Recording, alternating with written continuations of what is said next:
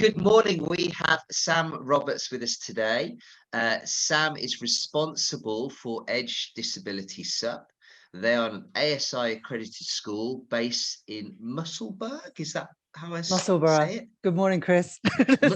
Musselburgh. Good morning. In East Lothian, up in lovely Scotland. So how's the weather up there at the moment? How's it going? I think it's pretty typical Scottish weather, actually. Being originally from Australia, everything's a little bit different up here. But yeah, it's a bit cloudy today, but we're getting there. This is summer. It's as good as we're gonna get. Yeah. That's it. Yeah, it's the same here today. It's raining. It was sunny yesterday, but it's really, really windy. And today, yeah, we've got the rain. So I always say the good thing is the lawn's getting watered, and I have to do that job. So I'm always happy with that. Okay, so my kind of first sort of question to you is, where did it all start? So how did Edge Disability SUP come about? Yeah, what happened? Where did it all come from? As a mental health nurse, I started Edge Autism about 7 years ago, and we work with autistic people in the community, in their homes. We do a lot of outreach work, and just with my background with sort of water sports and loving the outdoors, and my husband as well, pretty much, we decided that we wanted our young people to be all about the outdoors and be getting outside. And what we found particularly was that water sports, from a sensory point of view, really, really works. So we did some work with the Wave Project down in East Lothian. We went down to Cornwall to meet with those guys as well. Out of that was, as we sort of started gathering steam, I guess, with the support in the community, I then started Edge Adventures, which was based around respite and based around taking people for outdoor holidays. So we would go up north, we would do paddleboarding, we would do canoeing, we'd do gorge walking, quad biking. It's like, so just really no limits to what these young people could do, because the sort of our demographic is working with 18 to 35-year-olds. So we're working with sometimes less than 18, but usually 18 up. So they're usually transitioning young people. So they're transitioning from either school to independent living or into a job or something like that. So it was around building confidence, building skills, building a social group, all of that sort of business. From Edge Adventures, we started, because all of my staff are keen suppers, including me. It's like we decided that it would be a really good thing. We started taking the young people sort of out and about, and they were loving it. They absolutely loved surfing, and SUPs were their two big things. Surfing's a bit out of our league in terms of us doing that, and so we had really good providers for that. But we just really felt that in terms of accessibility to SUP, we felt that we could offer something different. I know the boys at Sky Monster very well, and they're registered with ASI. So I kind of started there, really, and had a bit of a chat with the boys there. We need to be able to offer something that, just due to the nature of our clientele in terms of autism and learning disabilities, we needed to offer something that was very regular, that didn't change much, that even though this is weather dependent, we were still going to go every single Tuesday, for example, and that didn't fit very well with the other SUP schools, because they were obviously going with demand and with weather and people who could change very, very quickly, whereas our group tend not to react to change that well. So in the end, we just sort of thought, you know what, let's do it ourselves. We've got great suppers. So Jamie and Gareth went and trained. Jamie is now our chief instructor. Gareth needs to train again. It's like, that's fine. So essentially, I think we're kicking off next week. So we're currently turning our office downstairs into a SUP school, and Red, we've just been confirmed as Red stockists for our crowd. So we're going to start selling their accessories as well, and they've been really helpful. So yeah, it's all good, Chris. It's all very exciting stuff. Yeah, I was going to say, how exciting to be at that point. So that sounds fantastic. So explain to me a little bit. I know, I mean, in my prior job, I worked in schools in child protection and safeguarding. Right. So I've got a little bit of an understanding. My office partner was the Senko, so we did have children that would have physical and mental disabilities and things like that. And we did come across some children that were autistic. And the bit that I kind of understand is there's quite a broad spectrum for autism. It's not like a one size fits all. So could you just explain a little bit about perhaps what autism actually is? Oh, that's a very tough question, isn't it? For a first thing on a Monday Yeah, morning. it's a big question. It's a massive question. So I guess I don't want to really go down the diagnostic route because that's not what we do. But I guess that what is autism? I mean, essentially, it is it's like a sensory processing disorder, I guess. Although it keeps changing so much. This is a hugely developmental area.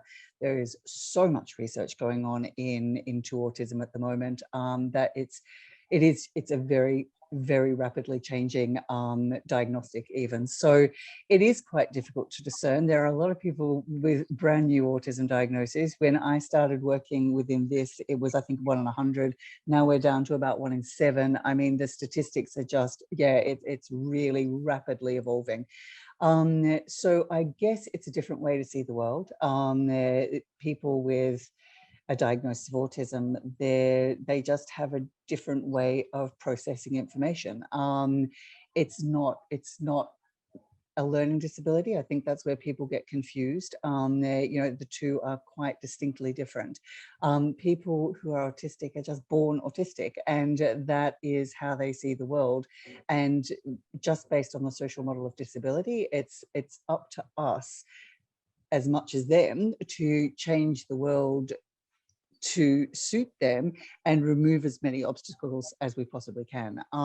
So if I look at all of my clients with Edge Autism, every single one of them is completely different. It's like they're all, yeah, they're all so different. And to sort of, and I think that's why a lot of professionals struggle with the diagnosis, actually, because it's not as clear cut as we probably think, and different people, just due to individuality and genetics, have completely different challenges. We know some of the things around what people with that diagnosis don't like. We don't like rapid change. They don't necessarily like too much information, but then it comes down to a very individualistic choice about what their sensory issues are. If there are any, some people can be hypersensitive, some people can be hypersensitive. There's all kinds of stuff. One factor we've always found 99% of the time works is water as a sensory aid. We've found that water, not only do you get weightlessness, you also get temperature, you also get movement. There's an absolutely fantastically soothing nature about being enveloped in water. And it never really ever fails to work. Most of the young people, even non-swimmers who we've taken in the water, people can sit with their feet in the water and it changes their environment. Usually animals and water, the two big things that have an impact. So if our dog goes on our SUP, so if we can put a dog on a SUP, I think we'd be winning in all across the board. So it's not an easy question to answer. And I think depending on what your background is, you'd probably answer it differently every time. And I'm not an autism professor, so I couldn't give you a diagnostic. Hope that's that's clear as mud, right? But no, that was a really good answer, because like you say, it is that it's down to the individual, isn't it, and how they are, and that's what I learned in my very sort of small experience of that. And you saying about kind of water, and we've got blue spaces and green spaces now. I mean, just mental health in general off the back of the COVID pandemic. I was talking to somebody the other day, and they were saying about how doctors and GPs are starting to actually prescribe things like paddleboarding, walking outdoors, anything that's out in nature, just to kind of help us. And even I benefit from that. Sometimes you just need a reset, don't you? And that Absolutely. can be going for a paddle with your friends, taking the dog for a walk, and we've got some lovely, lovely walks around here. And I'm just looking out the window now. I wouldn't do it now; it's absolutely tipping it down. But even then, it's still, it's still just nice to be away from, I think, technology, the modern pressures of life, social media, all of those kinds of things that I are just agree. always in the background. Post COVID, I mean, or during COVID, we had a lot of our young people really quite terrified. Not only was there sort of that overhanging idea that they could die, so there was increased.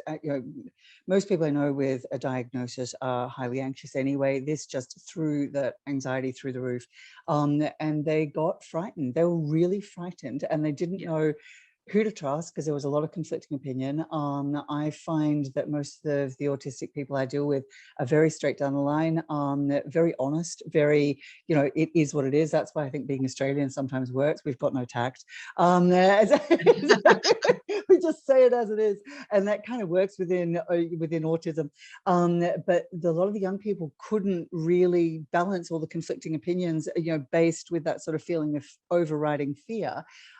It knocked social groups out that had been, a long time being established, and suddenly people were isolated completely. And it's taken a long time to get people to back out into the world.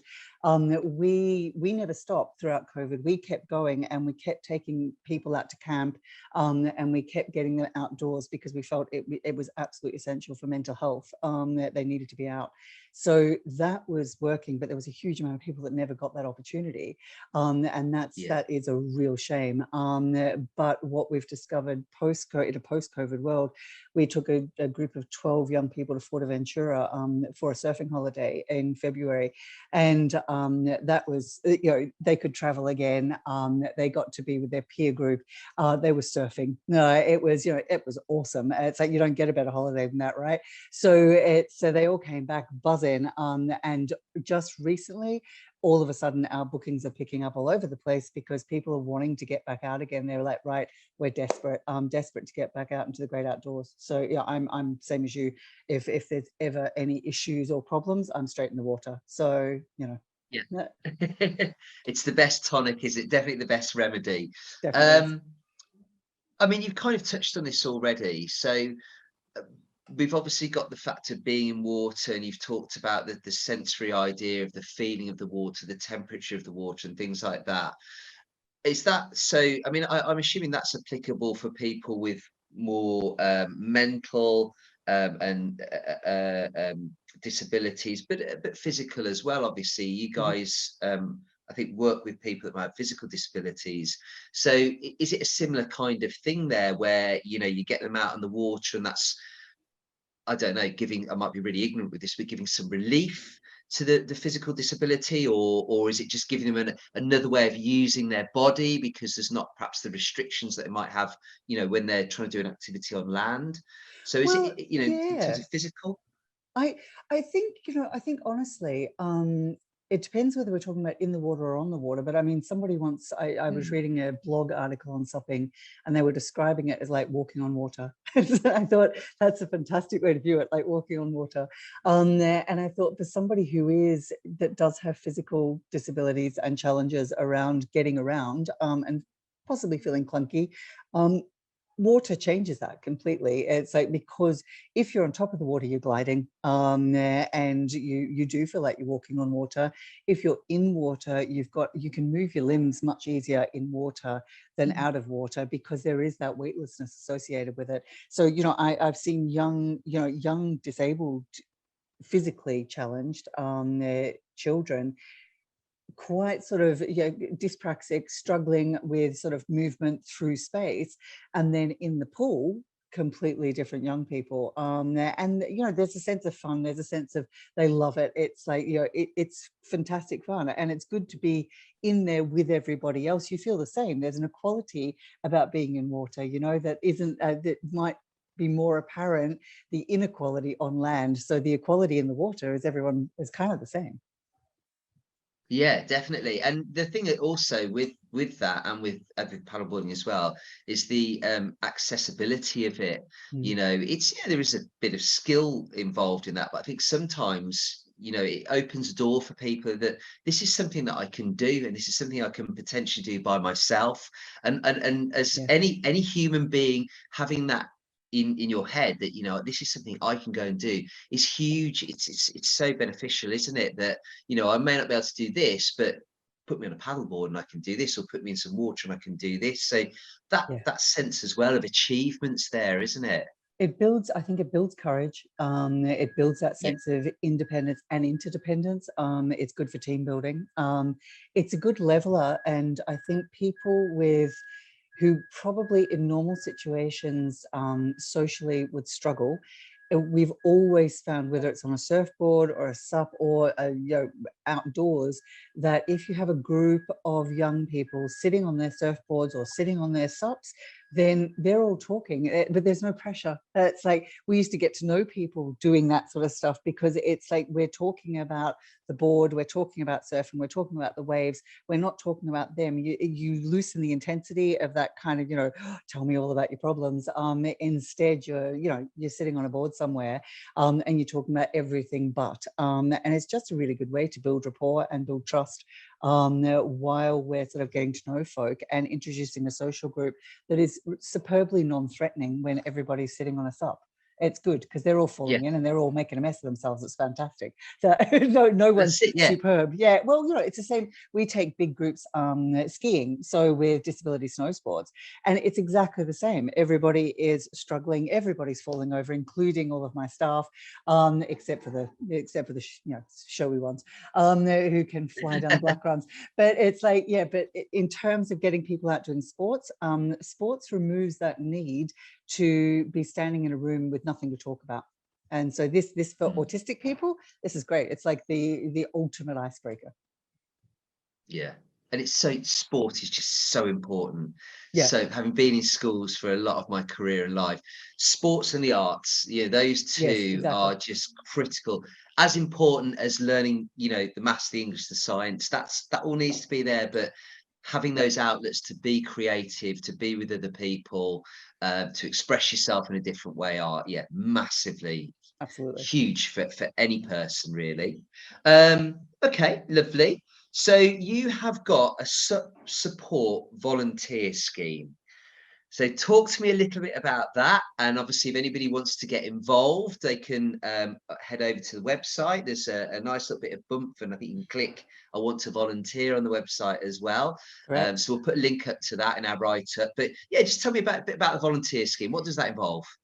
Basically, the volunteer scheme is that we really want people who can who share a similar sort of outlook on life, I guess. So we want people to come down, and we'll run through all the usual checks, the PVG checks, and for safeguarding and all the rest of it, make sure everybody's cool and safe.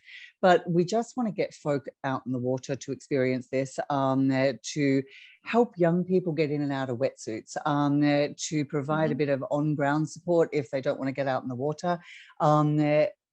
Most of all, one of the biggest challenges we've got finding staff, we're not, social care is under pressure and everything else, but the biggest problem we always have is I have a very clear idea of who our staff need to be. They have to be mentors. We're working with transitioning young people who are finding their identity. They're struggling with, who am I next? If I leave my parents, what does that look like? So I guess when we're looking for volunteers, we truly want passionate, good people, people who care about their bodies, who care about their mental health, who basically can have a right laugh. I don't care about the sort of the whole, you can swear sometimes. It's more about being, I do, but it's Yeah. more about being human, and not being, I don't want anyone stuffy. I don't want that. So really volunteering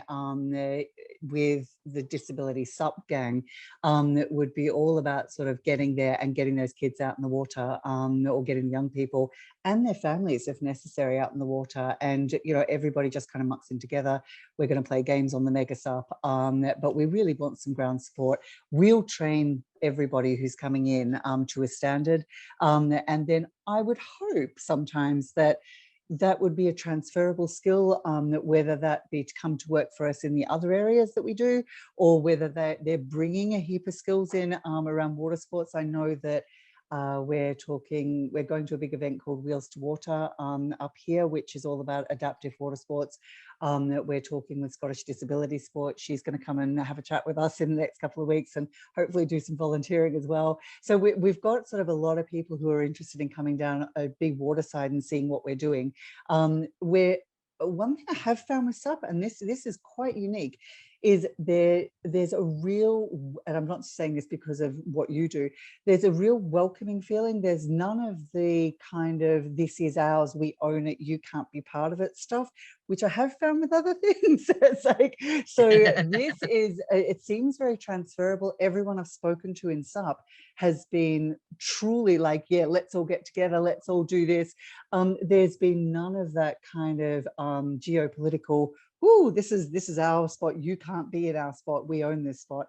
It's been quite different. So I'm kind of thinking as well that down the East Coast here, I'm sure a lot of us will kind of interchange with other people. I've got no issue with my staff going off and volunteering for Stevie Boyle or for, for Beyond Boundaries, and hopefully we can sort of, chuck in and out of each other's stuff.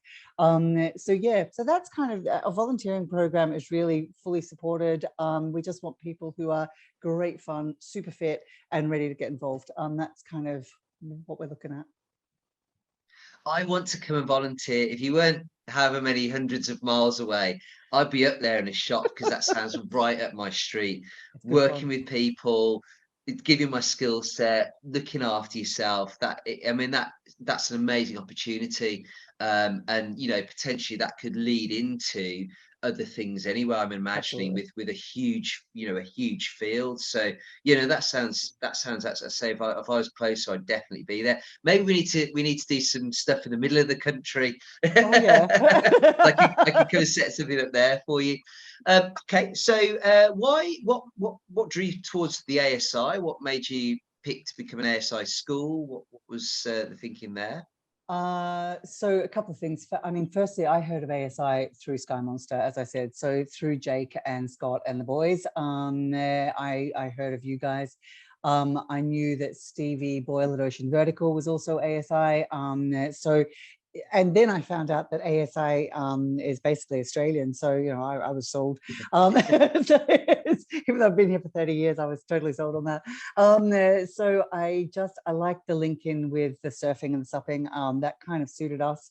It's like, so we're less canoers and kayakers and more surfers and suppers. So for us, that seemed to fit the mold of who we were and who we wanted to be. So that's where the choice came in. Then Jamie had obviously done a lot of supping. He joined, he did the course and passed. And then Gareth got involved as well. He really wanted to turn that into a teaching environment as well. Jane's going to do the course as well. So now that Stevie's obviously back on the ground and we're post-COVID and it doesn't necessarily have to be as online, then the practical skills around that, absolutely doable and really keen. So yeah, that's kind of why. No, it was the connections that we had with folk already that were ASI. Super. Okay. And finally, I mean, what does the future hold for you guys at Edge then?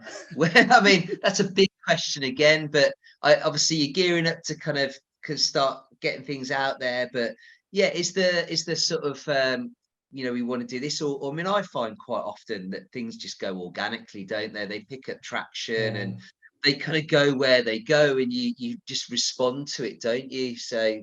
Yeah, yes. I think if my marketing manager and my adventures manager hear that I've got another idea in the pipeline, I might be sacked. So yeah, where do we go from here? At the start, I wouldn't have even told you we'd be this far. So I guess the biggest thing for us right now is, because we're a private company, we're not a charity.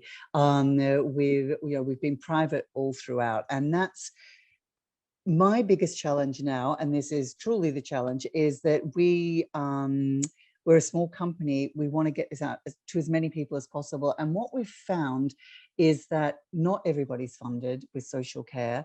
Sometimes the most needy are not getting what they need.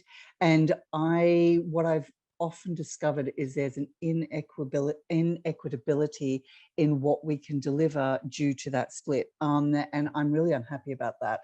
And so I'm trying to find a way that as a private company, we can make sure that this is accessible to all and not just to all with money. And that's quite a tricky thing to do. So we've got our thinking caps on, and we will do everything we can do. But I guess, a lot of, and you'll know this, Chris, being involved in sports, but a lot of sports are inhibitory due to you've got to have money to kick it off. Whether it's the equipment, the boards, the whatever.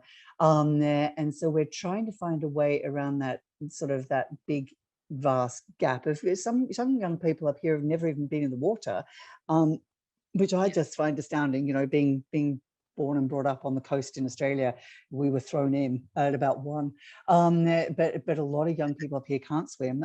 They've never been in water. It's and particularly when we start to go down into sort of the slightly more socially deprived areas and stuff like that, they've never been anywhere near it. So that's going to be the next challenge, is not only obviously getting this off the ground, working with all of our partners all over Scotland and all over the place, but the big one for me is addressing that inequitability that we've currently got for all of those young people who, whose parents maybe have mental health challenges and just can't get them there. So that's always the toughest one. But we'll carry on. No, and as I said, I'm not allowed to open anything else at the moment, so I've been banned.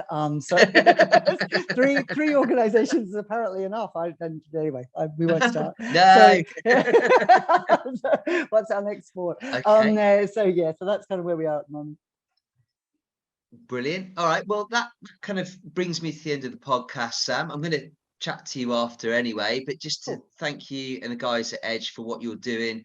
Absolutely brilliant. And thank you for giving your time today to speak to me. Cool. Thank you.